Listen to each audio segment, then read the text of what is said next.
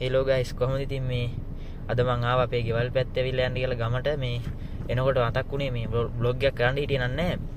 ඉතින් මේ බ්ලොග් එකක් කරන්න හිටියේ නැති වුණාට මොනවාද දැන් එනකොට මට මතක් වුණේ ලක්විජේ ගල්ලංගුරු බලාගාරේ මහලා තියෙනවනේ ඔයාලා ලංකාවේ.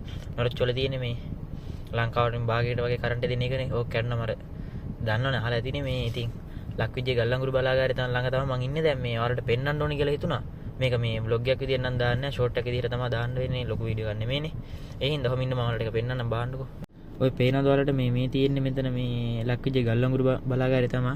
ඔන්න ඔහොම බලා ගන්න මම ඔයාලට ළඟට ගෙනහිල්ලා පෙන්නන්නම්.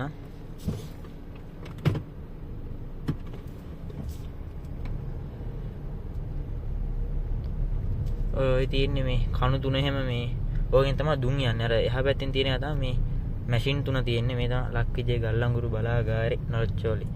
දැකපු නැති අය එහෙම ඇතිනේ. ඒ හින්දා පෙන්වන්න ඕන කියලා හිතලා තමයි මේ ගන්න වීඩියෝ ක්ලිප් එක. මම බලා ගන්නකො. ඔය තියෙන්නේ ලක්විජේ ගල්ලංගුරු බලාගාරේ.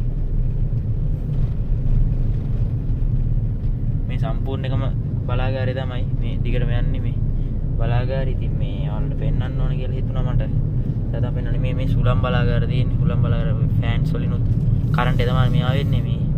ඉතින් මුහුද ළඟයිනේ. මුහුද ළඟ නිසා මේ ඕවා තියෙනවනේ හැමතැනම වගේ. හරි යාළුවනේ මම ඕක පෙන්වන්න තමයි මේ ඔයාලා මතක් වෙලා වීඩියෝ එකක් ගත්තේ මේ මම ඒක අප්ලෝඩ් කරන ෂෝට් එකක් විදිහට තමයි අප්ලෝඩ් වෙන්නේ මේ.